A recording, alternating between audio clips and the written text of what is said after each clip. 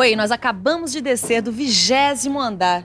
Imagina só se os trabalhadores tivessem que subir e descer esses 20 andares pela escada. Seria a maior canseira, né? Além disso, acho que o prédio levaria pelo menos o dobro do tempo para ser construído. Mas ainda bem que existem os elementos de transmissão, como os cabos. Acho que você já entendeu, né? Este é o assunto desta teleaula. Você vai ver que os cabos são elementos de transmissão que suportam cargas. Vai saber quantas operações são necessárias na construção de um cabo. E, finalmente, vai conhecer os vários tipos de cabos. Todo mundo ligado, porque a nossa teleaula está começando. Oi, Ed. Tudo legal?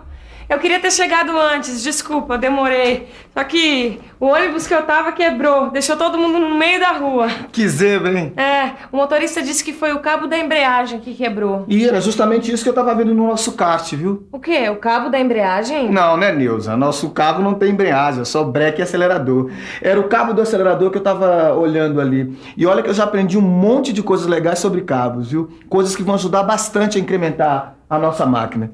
Quer ver? Vem cá que eu vou te mostrar.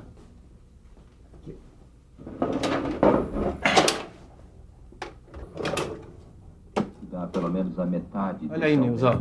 Os cabos são elementos de transmissão que suportam cargas. Por causa da força de tração, eles podem deslocar estas cargas na posição vertical, como em elevadores, na posição inclinada, como em escavadeiras, e na posição horizontal, como em pontes rolantes.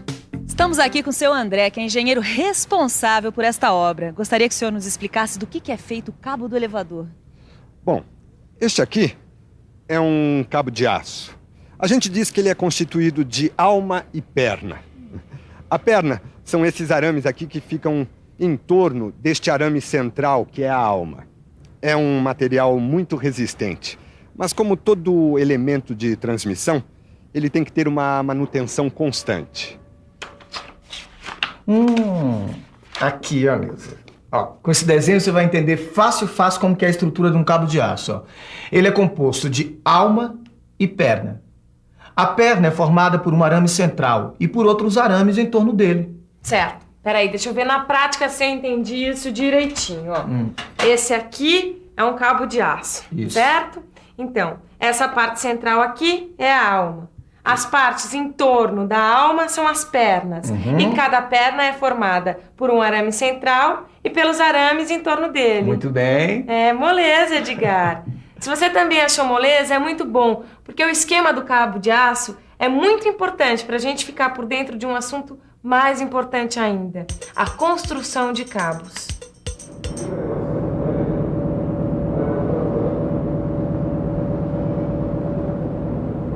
E aí, Titão, apanhando muito nesse novo setor, rapaz? Ô, Silva, mais ou menos. Mas essa história de construção de cabos de aço me parece super complicado, mano. Mas que complicado, rapaz. Ih, nem parece o Titão que eu conheci um dia. Vai me dizer que vai deixar o cabo de aço estourar na primeira dificuldade? Bola pra frente, rapaz. Eu não vou deixar, não. Mas, na verdade, eu preciso de uma mãozinha sua. Eu queria saber quantas operações são necessárias para se fabricar um cabo de aço. Bom, dependendo da quantidade de fios e do número de fios da perna, um cabo de aço pode ser feito em uma ou em várias operações. Por exemplo, Titão, um cabo de aço de 6x19 significa que uma perna de 6 fios é enrolada por 12 fios em 2 operações. Quer ver? Num cabo de aço 6x19, a primeira operação ou primeira camada leva um fio de arame central e 6 fios de arame. A segunda camada leva 12 fios, o que dá um total de 19 fios. Dá uma olhada nessa figura para visualizar melhor o que eu disse. Nesse caso, em que a perna é construída em várias operações, os passos ficam diferentes no arame usado em cada camada, como a gente está vendo agora. Essa diferença causa atrito durante o uso e aí os fios ficam desgastados. E o que é passo? Passo é a distância entre os pontos de um fio no mesmo alinhamento do cabo, certo? Então chegou a hora de falar sobre a distribuição dos fios nas pernas.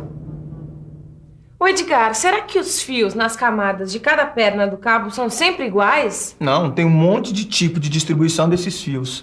O mais importante é a distribuição normal, onde os fios dos arames e das pernas têm um só diâmetro, que são o cio, o filler e o Warrington. Ó, vem cá que eu vou te mostrar aqui no computador. Olha aqui, ó. Na distribuição Seal, as camadas são alternadas em fios grossos e finos. Já na distribuição Filler, as pernas têm fios de diâmetros pequenos que são utilizados como enchimento de vão dos fios grossos. Já na distribuição Warrington, os fios das pernas têm diâmetros diferentes numa mesma camada. E as almas do cabo de aço, Edgar, você sabe se elas são sempre iguais? Nas almas do cabo de aço é um material que pode variar de acordo com a aplicação. Os tipos mais comuns são de fibra, de algodão, asbesto e de aço. Que tal a gente dar uma olhadinha nisso? Esta é a alma de fibra. É o tipo mais utilizado para cargas não muito elevadas. As fibras podem ser naturais ou artificiais. As fibras naturais mais utilizadas são o sisal ou rami. E a fibra artificial mais usada é o polipropileno ou plástico. As almas de fibras artificiais utilizadas em barcos de pesca têm as vantagens de não se deteriorar em contato com os agentes agressivos e de não absorver umidade. Mas como tudo tem dois lados, ela também tem duas desvantagens. São mais caras e só podem ser utilizadas em cabos especiais. A alma de algodão é somente utilizada em cabos de pequenas dimensões. A alma asbesto, que é um tipo de mineral fibroso, é utilizado em cabos sujeitos a altas temperaturas. Entendeu, Neuza?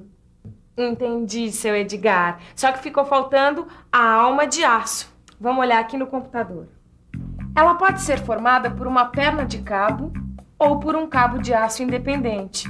Esse cabo de aço independente oferece maior flexibilidade somada a alta resistência à tração. Alma de fibra, alma de algodão, alma de asbesto, alma de aço...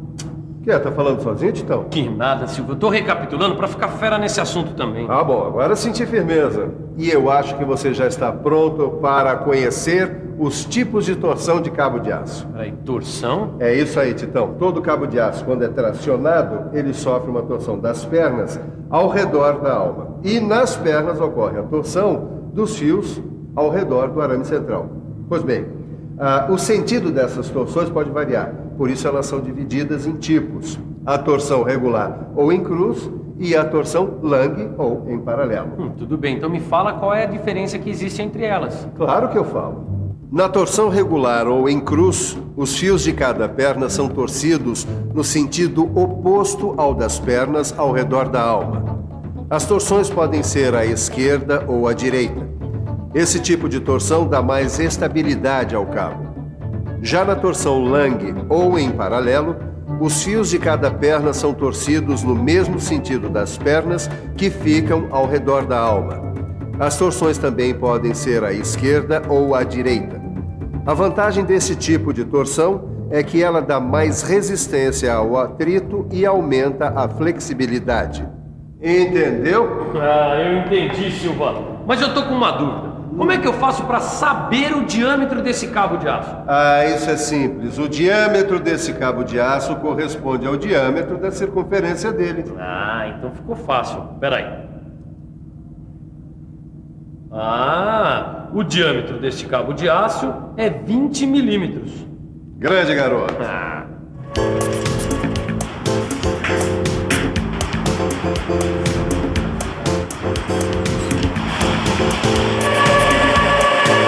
Seu André, qual é o diâmetro do cabo que movimenta este elevador? Cada cabo destes tem uns 16 milímetros. E o pessoal pode ficar sossegado com a segurança quando sobe e desce por esse elevador? Claro, com segurança não se brinca. E a manutenção aqui é constante. Além disso, este cabo de aço aqui é pré-formado. Cabo pré-formado, você sabe o que é isso? Pois preste atenção, porque este é exatamente nosso próximo assunto. A pré-formação dos cabos de aço.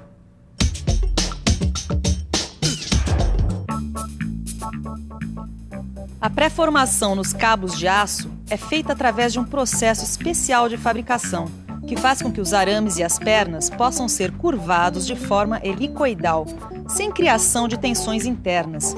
Isso facilita o manuseio e deixa o cabo mais seguro, não havendo necessidade de amarrar as pontas. Depois de prontos, os cabos de aço são fixados em sua extremidade por meio de elos, que são formados pelo trançamento do próprio cabo ou de ganchos, que são fixados no cabo. Edgar, eu só não entendi uma coisa.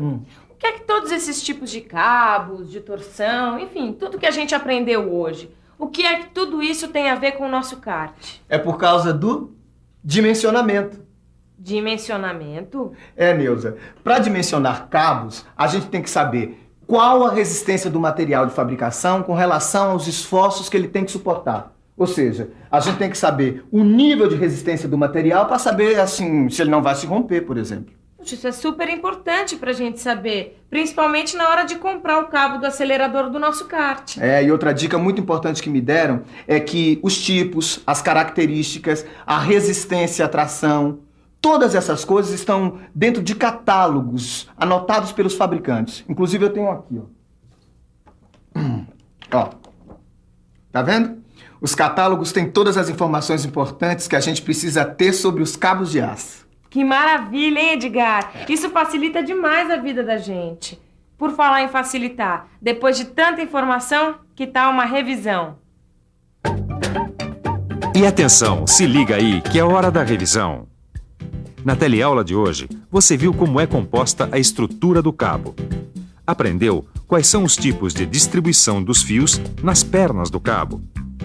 Conheceu as características da torção regular e da torção Lang. Viu como é o processo de fabricação na pré-formação dos cabos de aço e, finalmente, viu que os cabos de aço são fixados através de elos ou de ganchos.